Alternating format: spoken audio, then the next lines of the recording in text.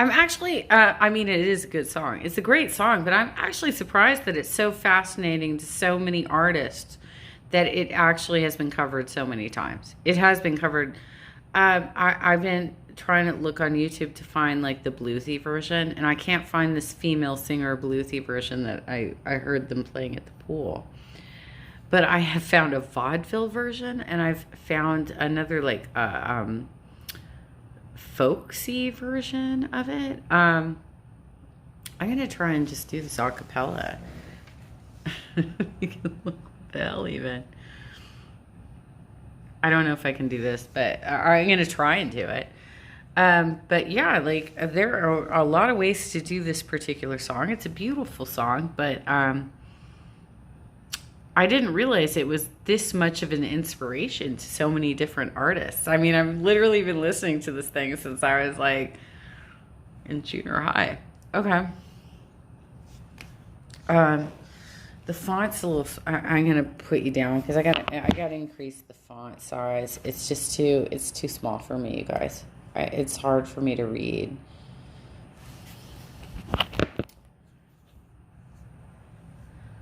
Okay, I'm gonna try and acapella this bullshit.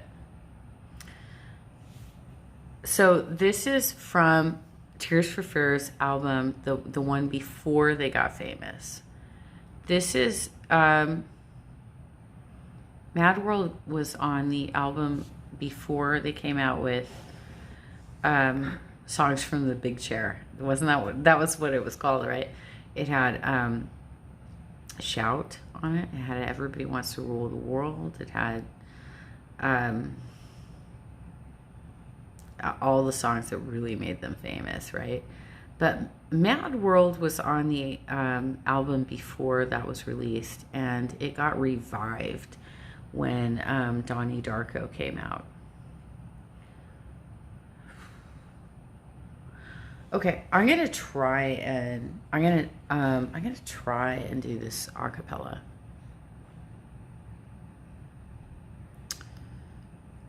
All around me are familiar faces, worn out places, worn out faces, bright and early for the daily races, going nowhere, going nowhere.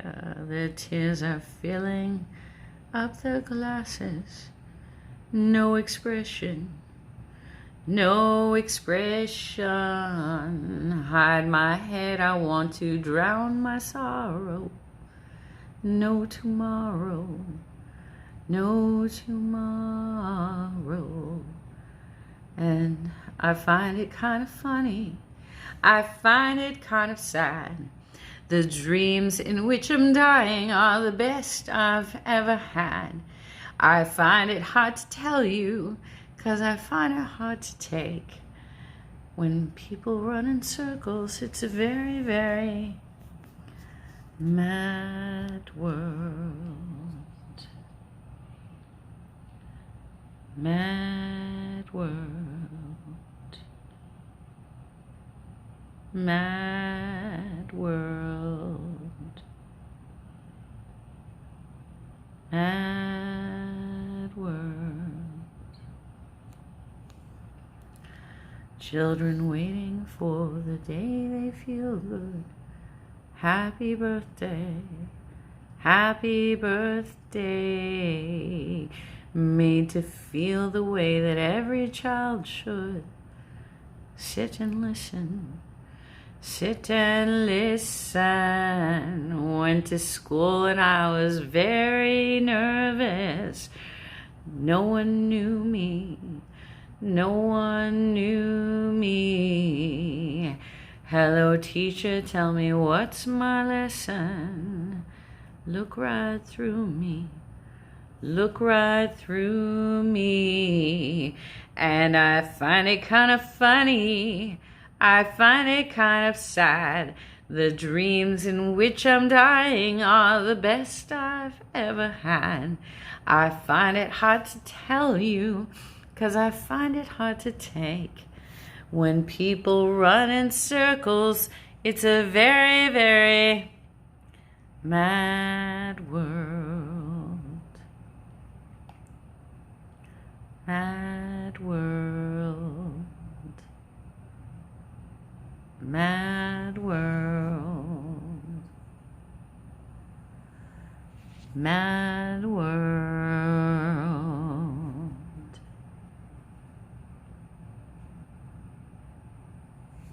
Instrumental break. And I find it kind of funny, I find it kind of sad. The dreams in which I'm dying are the best I've ever had. I find it hard to tell you, 'cause I find it hard to take. When people run in circles, it's a very, very mad world. Mad world. Halogen world. Mad world. I acknowledge that I might have pronounced that word incorrectly. Halargian. Halargian? Halargian. I'm gonna have to look that one up. I'm not familiar with that, but I'm reading it. I'm just like literally reading the lyrics. It's a beautiful song. It is a beautiful song. It's amazing, like how much hit or miss they are. Tears for Fears. There's so much hit or miss. The dude has such an amazing voice, but I do have to say that like when they came out with Sowing the Seeds of Love, I was like, wow, that song's a total miss. It's a miss. I was not pleased with Sowing the Seeds of Love, but I was actually on my Burning Man weekend was telling my friend James before he turned into a complete asshole and abandoned me in the desert. I was telling him about the story of how I got in on the Inland Empire. It was a K-Rock festival. It was called Inland Invasion.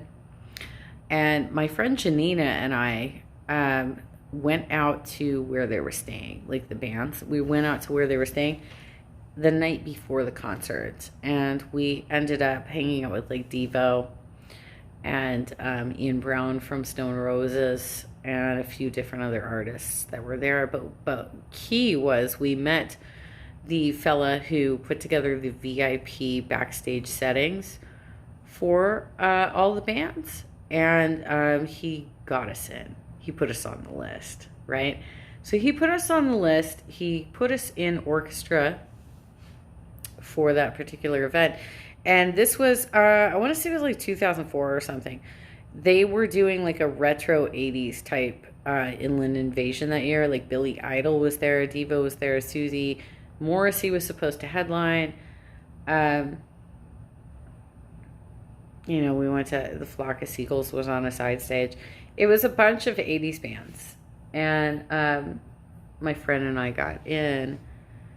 He actually gave me a couple of, he like brought me in as like an intern to learn how to do event management for a couple other things after that particular concert. I did a K-Rock weenie roast, and I did like this weird sort of pool party thing that was going on in Hollywood, like just a few blocks from my old high school, Hollywood High.